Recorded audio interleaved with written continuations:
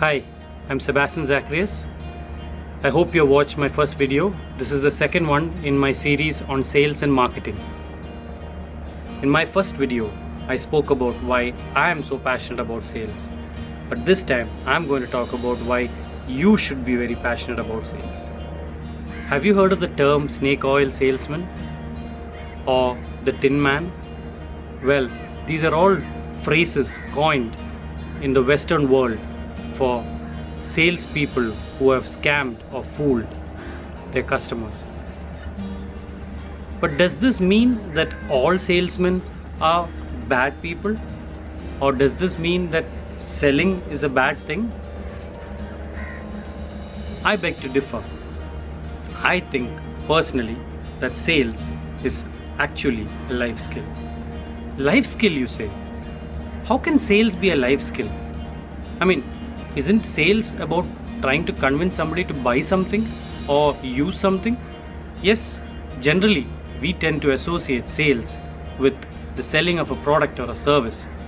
But sales is much more than that.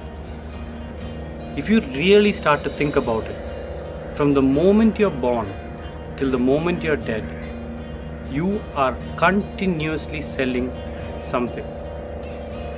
Take an infant for example. The infant is continuously trying to sell the fact that it needs attention and food from its parents. It goes about this first by making cute faces. If it doesn't get reaction, it starts making ugly faces. Then it follows up with some whimpering and some light crying. Still no reaction.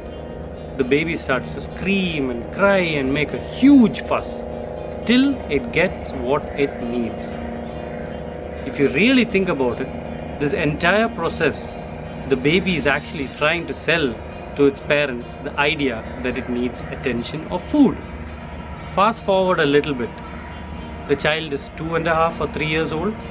Now it's the parents' turn to try and sell healthy food for the child. Have you ever seen a mother or father or maybe even a grandparent trying to convince a toddler to eat his veggies? The entire process of trying to convince a child to do something that he or she doesn't want to do or eat something that he or she doesn't want to eat is selling. Think about it. With each attempt, the parent or grandparent is actually refining their pitch, is actually getting better at the art of selling. Because with each effort, they have more practice and they have found the areas or techniques through which they can convince the child.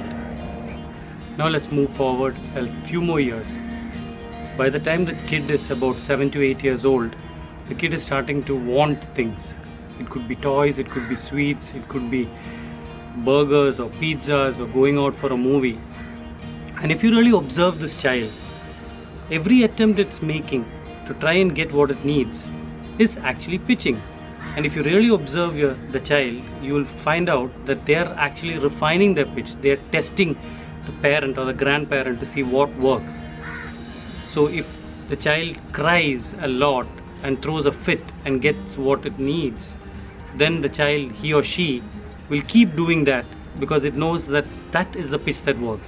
If the child figures out that being a good kid, doing his chores, maybe eating her food is the way that things can get done, or she can get what she wants, then the child is going to do that. So once again, the child is learning and actually practicing his or her pitch on the parent or the grandparent.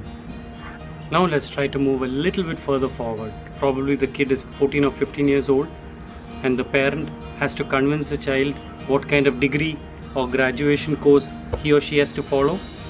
Again, the process of convincing, cajoling is continuously going on. So each and every time what actually happens is selling. The art of selling is what helps you or me get what we need. That's why I believe that sales is really a life skill. Unable to convince your kid to do something, maybe your spouse is not listening to you. Maybe you're not getting that order that you have coveted and that customer is not interested in what you're selling. Each and every time, it's the art of selling that will help you achieve your goals. So join me in this series and let me help you be a better salesman or saleswoman for that matter.